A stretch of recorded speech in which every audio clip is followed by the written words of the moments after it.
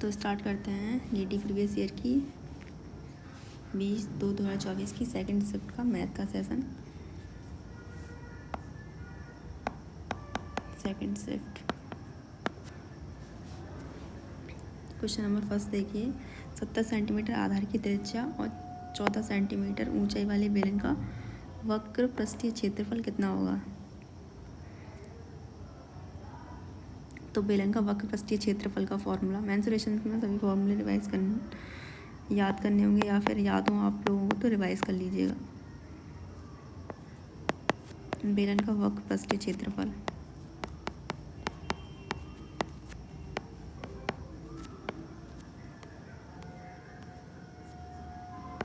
To pi R H.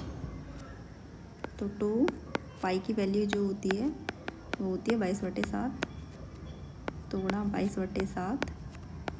Are इसमें मैं दे रखी है 70 सेंटीमीटर, यानी कि त्रिज्या। आर क्या होती है, त्रिज्या 70 सेंटीमीटर गुणा एच 14 सेंटीमीटर, तो 14। इसको सॉल्व कर लेते हैं। 10 2 गुणा 22 गुणा 10 गुणा 14, तो सॉल्व करने के बाद 6160 आएगा। अब question number second. P Q R के बीच में 84 रुपये क्रमशः इसी अनुपात में बांटे जाते हैं, तो आर का हिस्सा।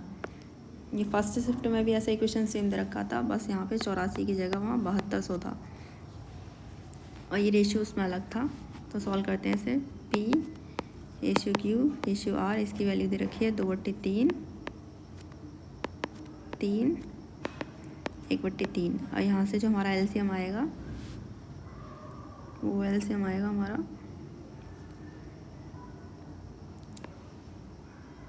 3। यहाँ से 3 से 3, यहाँ से ये, यहाँ 2 3 3 9 और यहाँ से 1। अब इन सबको ऐड कर लीजिए। 12 कांस्टेंट ले लें ए, और इसकी वैल्यू दे रखी है 8400। तो ये 12 से कटेगा 8 बार, और हमसे पूछा है आर का हिस्सा। तो ये पी का था, ये क्यू का, और इसमें आर का दे रखा है 7 बार। यहाँ से 12 से 7 बार, तो आर का हिस्सा पूछा है, तो आर का हिस्सा है 1, और इसमें 700 का इंटू, यानी कि ये 700। Question number third. ये कह रहा है 100 अप्रैल 16 दिनों में एक सोफ़ा बना सकता है, और रेवती के साथ मिलकर काम करते हुए वह काम को 128/17 दिनों में पूरा कर सकता है। तो 100 अप्रैल इस काम को 16 दिनों में, और ये रेवती के साथ, यानी कि रेवती को 8 से प्रेजेंट करते हैं, इसके साथ मिलकर 128/7 दिन में ये काम कर सकता है। अब इन दोनों का लेते हैं एलसीएम 128। ये 16 से कटेगा 8 बार, और ये यहाँ से ये 17 है। 128 से 128 कट जाएगा, बचा क्या 17। ठीक है। अब यहाँ से हम आर की, यानी कि रेवती का निकालते हैं एफिशिएंसी। तो एस प्लस आर बराबर 17। एस की दे रखी है हमें कितनी, 8। तो यहाँ से हमारी आर की जो एफिशिएंसी निकल के आएगी वो है 9। तो 128 काम कितना है हमारा टोटल 128। और पूछा किसका था, रेवती का ही ना। तो काम को पूरा करने में रेवती को कितने दिन लगेंगे। रेवती की एफिशिएंसी है 9, तो काम को पूरा करने में 128/9 दिन लगेंगे।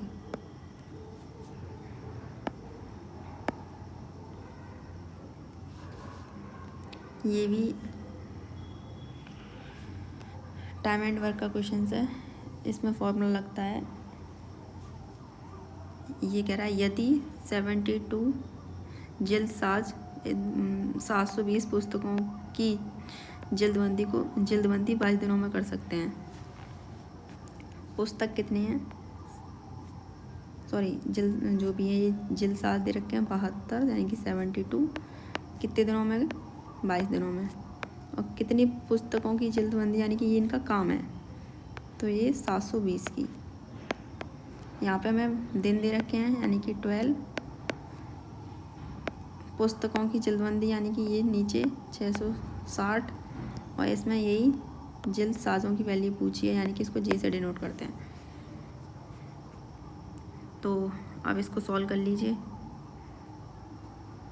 इसमें एक फॉर्मूला लगता है, यहाँ पे जो भी व्यक्ति होता है वो उनकी संख्या, फिर उनके डेज यानी कि दिन, और नीचे बटे में अपॉन में काम यानी कि वो जो काम कर रहा है वो। तो यहाँ पे हमें व्यक्तियों की जगह यही जो भी जलसाज दे रखे हैं, इनकी संख्या 72, दिन कितने हैं यहाँ पे ये 22, और काम यानी कि काम क्या कर रहे हैं 720 पुस्तकों की जल्दबंदी यानी कि ये। तो यही फॉर्मूला यहाँ पे अप्लाई हुआ है।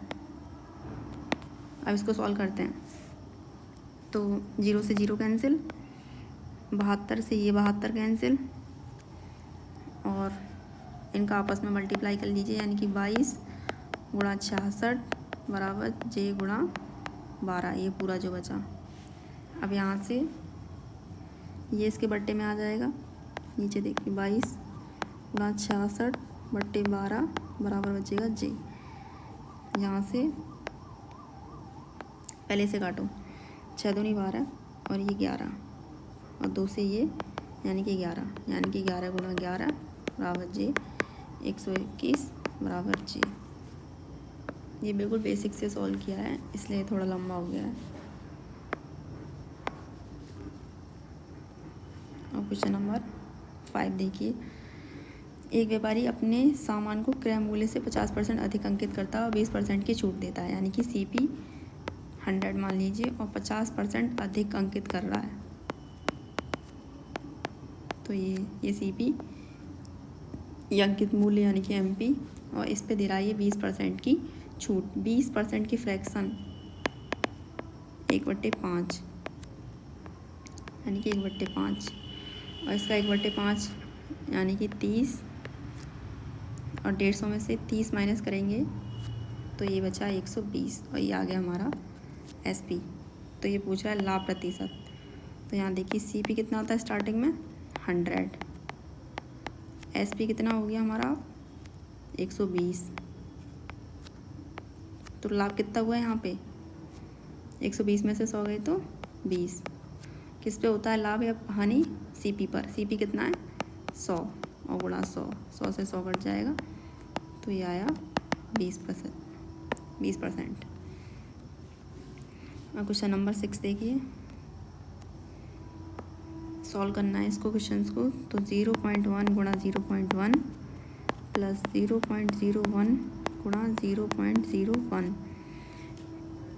पॉइंट के बाद ये देखते हैं कितने नंबर हैं, तो गुणा करने के बाद उतने ही नंबर्स आगे पॉइंट बढ़ जाता है। जैसे यहाँ 1 2, तो इनके आपस में जब हम गुणा करेंगे तो 1 0.0 आएगा गुणा करने के बाद।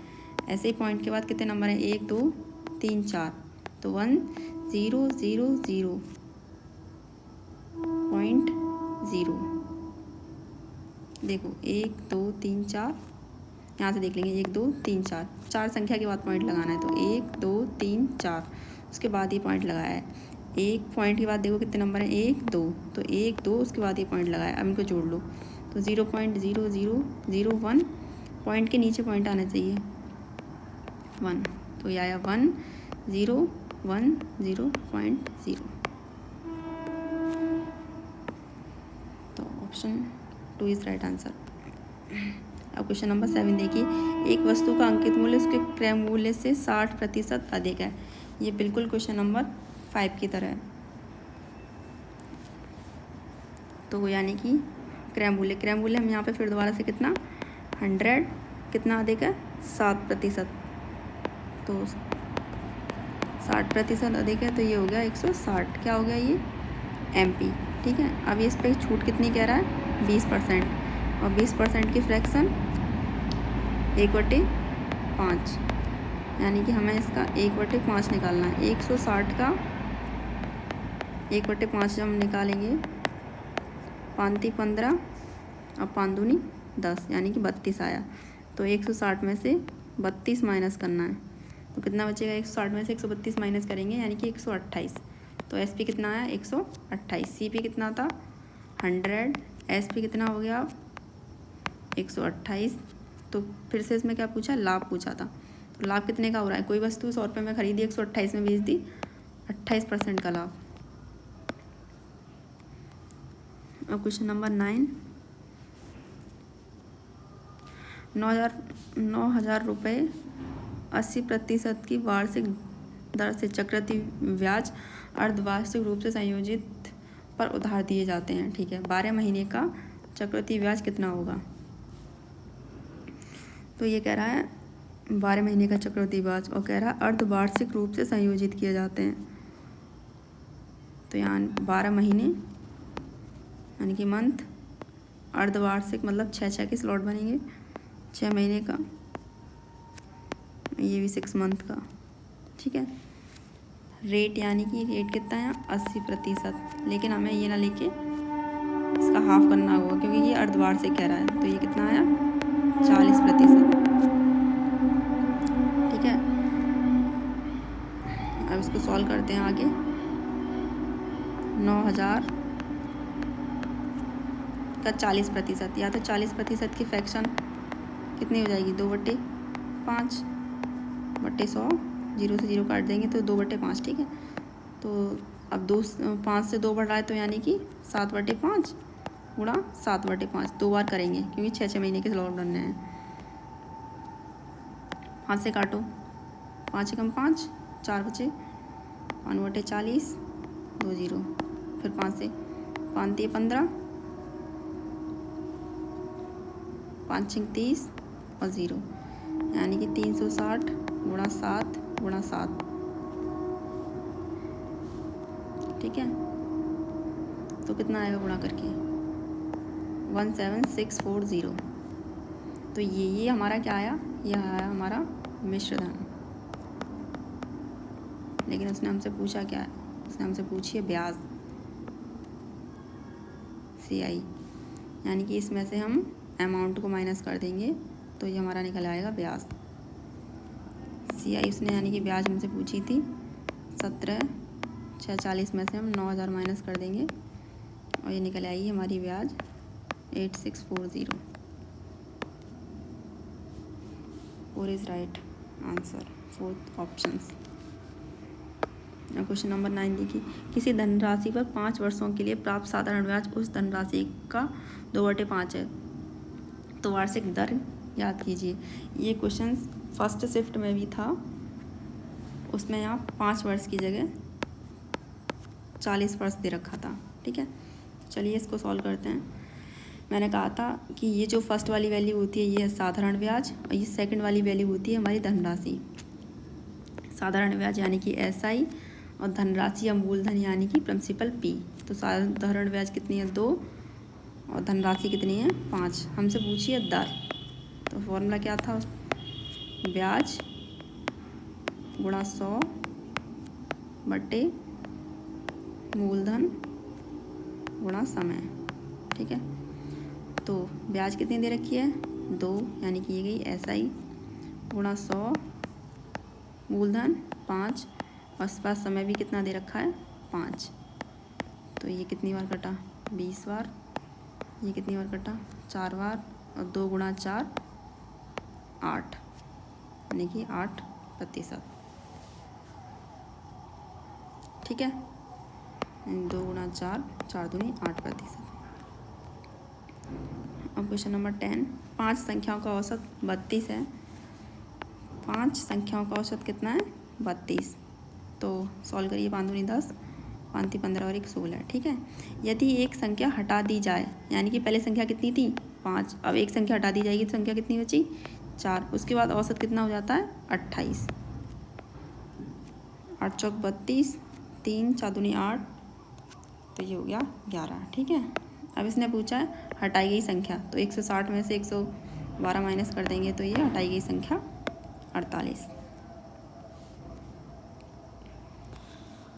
हाँ, ये क्वेश्चंस आपका होमवर्क रहेगा, प्लीज़ इसका आंसर कमेंट कीजिएगा। इसमें आपको HCF निकालना है, इतना हिंट दे देते हैं। अब क्वेश्चन नंबर 12, तीन नोटबुक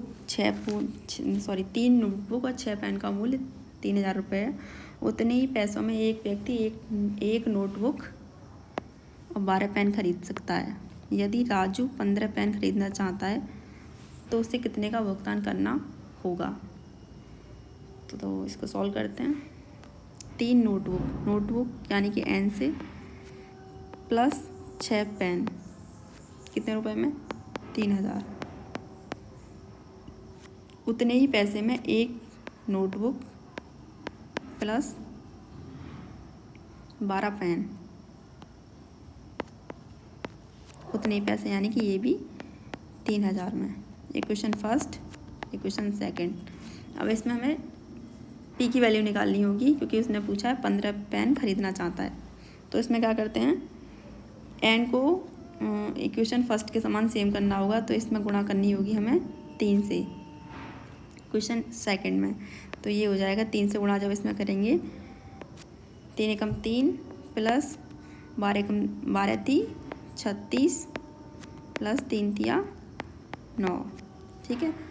अब इक्वेशन फर्स्ट को भी लिखिए, 3n plus 6p equal 3000। Sign change होंगे, ये प्लस है माइनस माइनस। ठीक है, यहाँ से ये आपस में कट जाएंगे और ये 30p बराबर यहाँ पे भी ये बचेगा 6000। 0 से 0 कैंसिल, 3 दूनी 6, ये आई 200, यानी कि p की वैल्यू हमारी कितनी आई 200। और ये कह रहा है 15 पेन यानी कि 15p की वैल्यू पूछ रहा है। तो 15 गुणा 200, 15 दूनी 30, यानी कि होगा 3000।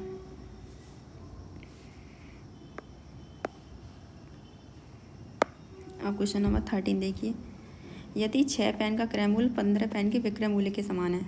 6 पेन का क्रय मूल्य यानी कि 5 पेन के विक्रय मूल्य के समान है यानी कि SP। तो CP/SP कितना आया, 5/6। तो लाभ या हानि प्रतिशत पूछा है। इसने एक पेन 5 रुपये में खरीदी और 6 रुपये में बेच दी, तो क्या हुआ यहाँ पे, लाभ हुआ कितने का, 1 का। ठीक है, कितने पे होगा लाभ, CP पे यानी कि 5 पर गुणा 100, तो 5 दूनी 10 यानी कि 20% का क्या हुआ, उससे लाभ हुआ। कह रहा है 32 से पहले की सभी अभाज्य संख्याओं का औसत ज्ञात कीजिए। अभाज्य संख्या वो होती हैं जो सिर्फ अपने आप से कटें। तो 32 से पहले की, सबसे पहले 2, उसके बाद 3, 5, 7, 11, 13, 17, 19, 21, 23, 29 और 31। 32 से पहले की सभी अभाज्य संख्याएं टोटल कर लीजिए, 1, 2, 3, 4, 5, 6, 7, 8, 9, 10, 11, 12।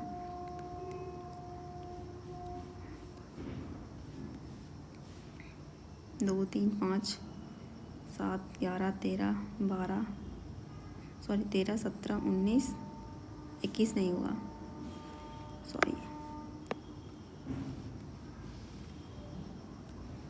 21 नहीं आई क्योंकि 21 तो आती है टेबल में, 3 के में भी और 7 के में भी। 23 प्लस 29 और प्लस 31 बट्टे 11। इन सबको जोड़ने के बाद 162/11 और डिवाइड करिए, 11 कम 11, 5 बचे, 11 चौक 44, 5, 4। ठीक है, वैसे 14.54 ऑप्शन थर्ड। अभाज्य संख्या वही होती हैं जो सिर्फ अपने आप से कटें, यानी कि ये सिर्फ अपने टेबल से डिवाइड होती हैं।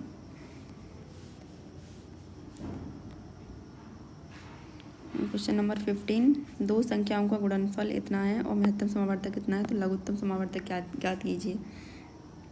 इसके लिए एक फॉर्मूला होता है,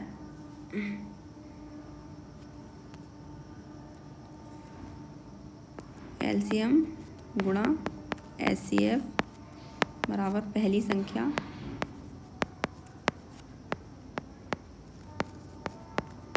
गुणा दूसरी संख्या।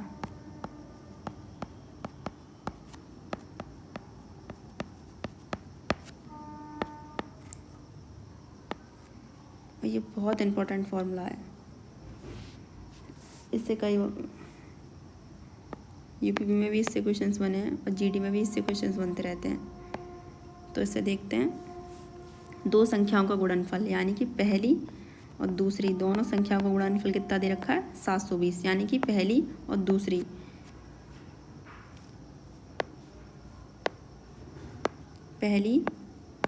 और दूसरी इन दोनों संख्याओं की वैल्यू हमें दे रखी है 720 ये आई, ठीक है। बराबर महत्तम समावर्तक होता है HCF। महत्तम समावर्तक क्या होता है HCF, यानी कि HCF की वैल्यू दे रखी है 4, तो HCF की वैल्यू कितनी है 4। और लघुत्तम समावर्तक यानी कि LCM हमसे पूछा है, यानी कि ये LCM हमसे पूछा है LCM, ठीक है। तो अब इसको सॉल्व करते हैं, कुछ नहीं है, बस 4 का डिवाइड करना है 720 में। LCM 720/4 और यहाँ से आ गया 180, तो LCM कितना आ गया 180। यहाँ से कुछ भी पूछ सकता है, वो HCF भी पूछ सकता है अगर LCM की वैल्यू दे दी, या LCM HCF दोनों की वैल्यू दे दी, पहली संख्या की वैल्यू दे दी तो दूसरी संख्या भी पूछ सकता है, ठीक है। अब देखते हैं क्वेश्चन नंबर 16। एक गोले की त्रिज्या में 50% की वृद्धि की जाती है, तो गोले के आयतन में कितने प्रतिशत की वृद्धि की जाएगी। तो गोले का आयतन होता है 4/3πr³, ठीक है। 50% की वृद्धि कह रहा है, इसकी फ्रैक्शन होती है 1/2। तो ये तो कांस्टेंट है, इस पर तो कोई फ़र्क नहीं पड़ेगा। पाई भी कांस्टेंट है, पाई की वैल्यू होती है 22/7, ठीक है। आर चेंज होगी, आर पे फ़र्क पड़ेगा।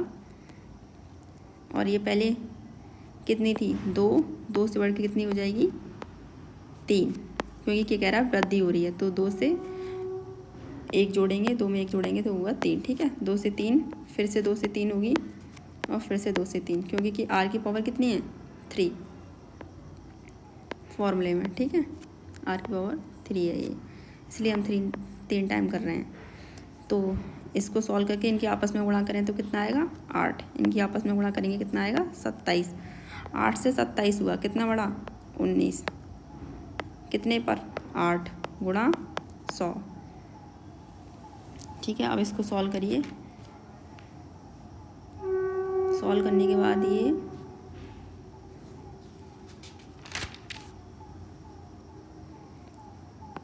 237.5 ही आएगा।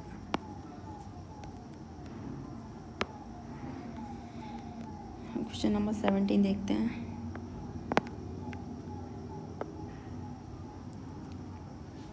तीन 384 मीटर लंबी एक रेलगाड़ी एक बिजली के खंभे को 12 सेकंड में पार करती है। विपरीत दिशा में यात्रा कर रही समान लंबाई की दूसरी रेलगाड़ी 12 सेकंड में पार करती है। दूसरी रेलगाड़ी की चाल ज्ञात कीजिए। दोनों अपोजिट डायरेक्शन में और दोनों की लंबाई सेम है, ठीक है। तो यहाँ से डिस्टेंस कितनी हो गई 384 प्लस 384, 4 × 4 16, 8 और 8 16 और 1 17, 7। तो इनकी डिस्टेंस हो गई, सॉरी गलत हो गया,